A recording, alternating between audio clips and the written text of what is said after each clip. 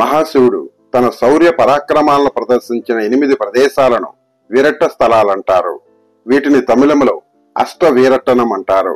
వాటిలో మహాశివుడు అంధకాసురుని రాక్షసుని సంహరించిన ప్రదేశమైన తిరుక్కోవిలూరులో గల ఆలయము శ్రీ వీరట్టనేశ్వర ఆలయము. తిరు జ్ఞాన సంబంధరు నాయనారు మరియు అప్పర్ నాయనార్ల యొక్క శ్లోకాలతో ఈ ఆలయం గౌరవించబడినది.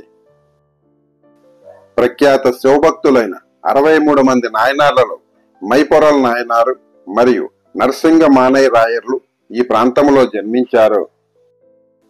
ప్రఖ్యాత చోళరాజు రాజరాజ చోళుడు ఈ తిరుక్కోవిలు ప్రాంతంలో జన్మించారు.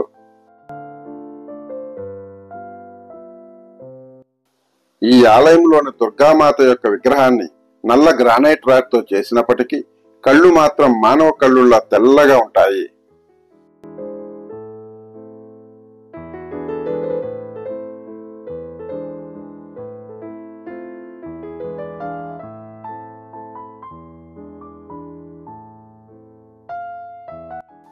సప్తమాతలు, మహా త్రిపుర సుందరి మరియు 64 భైరవేశ్వరులు ఈ ప్రాంతంలోనే జన్మించారు. ఈ ఆలయంలోని శివుడు స్వయంభవమూర్తి. కుంభాభిషేక సమయంలో ఈ లింగం చుట్టూ ఉన్న ప్రాంతాన్ని తవ్వగా సుమారు 25 అడుగుల లోతులో కూడా లింగం యొక్క మూలాధారం కనుక్కోలేకపోయారు. శుక్రాచార్యుడు ఈ ఆలయంలోని శివుడిని పూజించి శాప విమోచన పొందారు కనుక ఈ ఆలయం ప్రసిద్ధ శుక్రగ్రహ పరిహార స్థలము.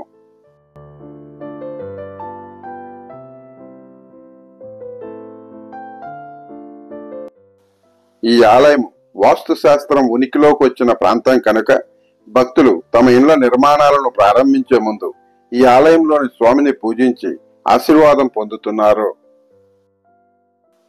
ఈ శ్రీ వీరట్టనేశ్వర ఆలయం తమిళనాడులోని తిరుక్కోవిలూరు ప్రధాన బస్టాండ్కి సుమారు 1 కిలోమీటర్ దూరంలో కలదు.